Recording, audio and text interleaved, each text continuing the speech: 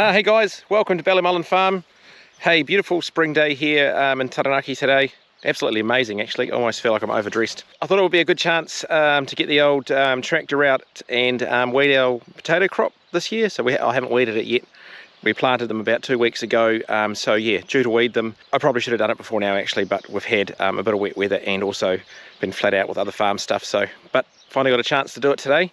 So I'm going to be using the Ferguson Weeder. So I'm going to be using the Ferguson Weeder that was developed by Ferguson back in, I think, probably the late 40s. In the 60s was probably when selective herbicides started coming out, and this kind of machine went out of favour. But really interestingly now, they're still making these kind of machines again new because, you know, with the benefit of hindsight, we kind of now know what's in a lot of these chemicals that we've been using. And have just, you know, a lot of people are deciding they don't actually want those in their food. You know, that's the way that we've been trying to grow food ourselves, and it's the way that we grow the potatoes for market. So they're making machines that basically work the same way as this. Modern versions, much bigger, to weed crops mechanically rather than using herbicides. So the idea of it is that, you know, it mounts to the back of the Fergie in the traditional way, the 3-point linkage, and it has, I think the idea is 108. It's a funny number, but 108 of these really fine little tines. So it's not like a cultivating machine. Basically, it's held off the ground, and these are just in the soil, and they'll just go along and flick the little weed seedlings out. The normal width, you know, for transport, 7 feet wide. These two outer sections, as you would have saw, fold down, and it ends up being about 13 foot wide in work. So you can actually cover a huge amount of ground with it. So it has this balance spring here that you don't need to use it for a 35, but it's for the TE20s. So the TE20 hydraulics were a bit different than the 35s. They were designed to provide draft control for implements that were in the ground, like ploughs and so on. And basically, as you're ploughing along, if the plough tried to push forward, as if it was sort of burying itself too deep, it would put a force through the top link into this mounting on the TE20, and that would open or open or close the control valve in the oil pump, which would then raise or lower the plough to keep it at a constant depth. Since the weeder is what they call a low draft implement, it's not in the ground, it doesn't have a huge amount of that top link force on it, so that spring is used on the TE20s just to make the hydraulics a bit more sensitive. They redesigned the hydraulics for the 35s, so the 35 hydraulics will actually have that sensing, much more sensitive sensing, but also sensing in compression as well as tension, and also they have what's called position control. So with a TE20, the hydraulics are either down or up. This you can sort of stop it at any point in between. So yeah, that spring's not needed, but that's what it's for. So I planted our spuds about 2 weeks ago, and we've had fantastic weather actually for them so far. Had a bit of rain after they went in, and we've had some amazing sun like this. So I feel like it's going to be a great growing season. But as you can see, if I turn around down here, lots of little seedlings starting to pop up. See all these little guys, as well as a few sort of slightly bigger ones, which thankfully aren't that sort of deep rooted yet. But if we leave them for much longer, they're going to you know, start becoming a problem. So we grow our potatoes organically. It's just something, you know, that we want to do ourselves as far as the food we're putting in our own bodies, but also our local community that we sell them to. That's something they've kind of asked for. It's a bit of a selling point really. So it's definitely worth us doing that. But that means that so we don't spray our potato patch out with glyphosate before we plant. It just means that you have a few more weeds and stuff that you've got to deal with, hence, you know, weeding the potatoes the way we do. Last year was the first time planting in this area, and going straight from permanent pasture into the potatoes without spraying. You know, we had a great crop, but there was definitely a bit more weed problem, a lot more sod left over, you know, just because the glyphosate kills that grass before you plough it, where the way we did it was grazed it out, ploughed it, and, you know, we cultivated it and broke as much of that up, but there was still a fair bit of that left. Over winter this year, we've planted a cover crop of oats in here, which is provided feed for the stock over winter. It's hopefully, you know, put nutrients back into the ground, but as well as that, it's meant there's been, we haven't had that same problem with sod that we've had to deal with as last year, so cultivating it was a lot easier, and the potatoes planted a lot easier. We've had, I feel like, much nicer, cleaner rows, and just not the same weed problem coming up. So hopefully we should get a really good result. The idea of using the weeder is you just basically drive down the rows. So I'm using the 35 that I used with the that I use with the Ridger, so it'll fit the rows, drive down the rows, and it will sort of go along and pull all these little weed seedlings out. All these little guys will come out, and then they'll be left on the surface to hopefully just die in the sun.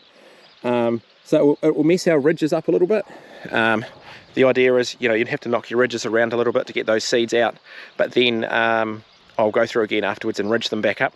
And I'll hopefully do this a couple of times before the potatoes really start getting up. Once they get up too far, you sort of start damaging the growing shoots. So by that stage, with a bit of luck, you know, they will be away and established enough, and I sort of would have knocked the weed seedlings around enough that they're not sort of going to be too much of a problem. Yeah, I've also got another cultivator that I'll show you in a later video, which later on we will cultivate between the rows, and that will sort of get those weeds that grow down the rows, which aren't in the space that, you know, isn't taken up by the potatoes, as well as loosening up that soil down the middle of the rows that you want to sort of chuck up onto your ridges for ridging later on to bury those potato plants really nice and deep.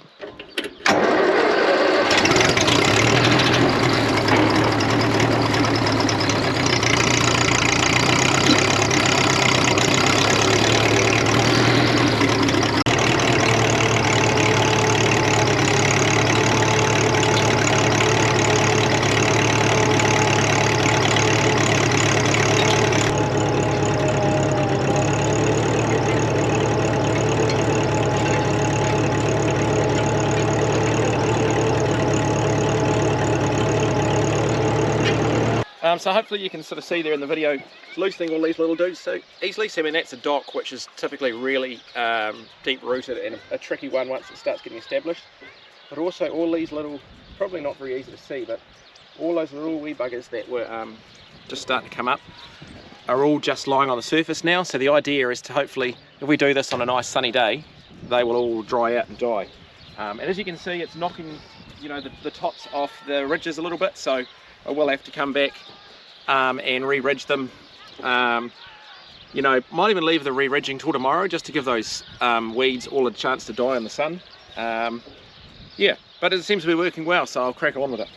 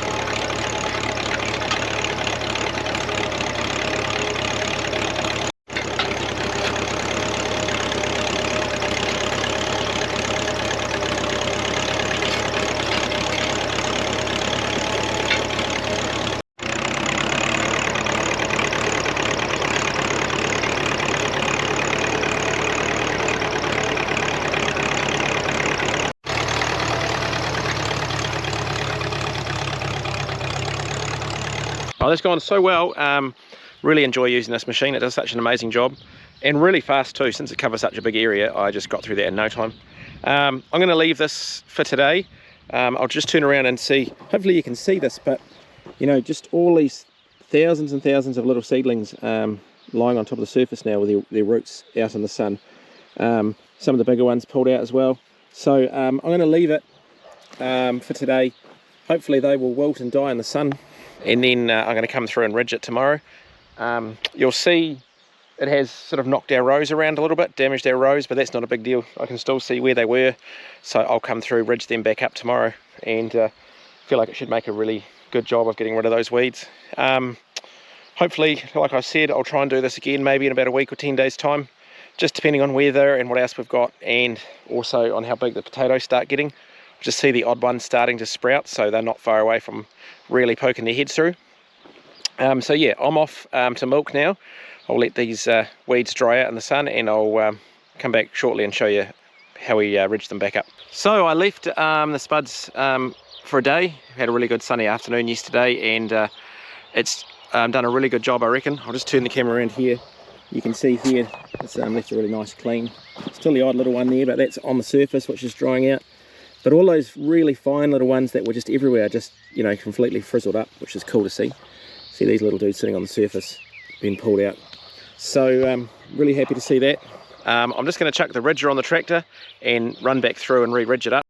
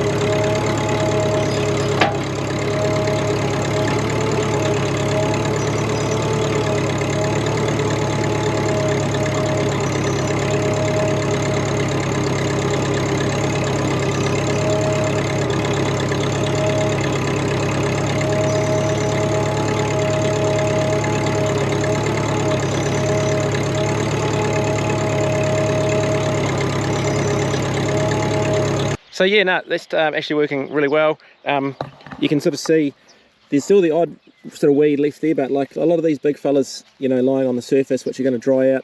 And the main one is all these, I hope you can see in the photo, all these little dudes here with all their roots exposed. And that's, you know, weeded and ridged back up, so the potatoes are all recovered.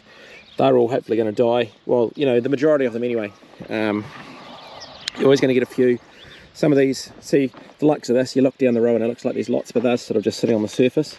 There's a few docks which are a little bit harder to get rid of, but they don't really cause too much trouble when it comes to harvesting. It's more their grasses and stuff like that. Wireweed is a big problem we've had in the past, so trying to avoid that. But anyway, that's it for now. Really appreciate you guys watching like always. So we'll have some more videos coming up in the future. There'll be, I think the next one on the potatoes will probably be me with a springtime cultivator cultivating between the rows. So that'll come up in another few weeks time, and then obviously harvesting and stuff later on. If you haven't subscribed, do that, or else check out the rest of our channel. There's a whole lot of other videos on there. But yeah, for the time being, thanks heaps for watching and really appreciate it. See ya.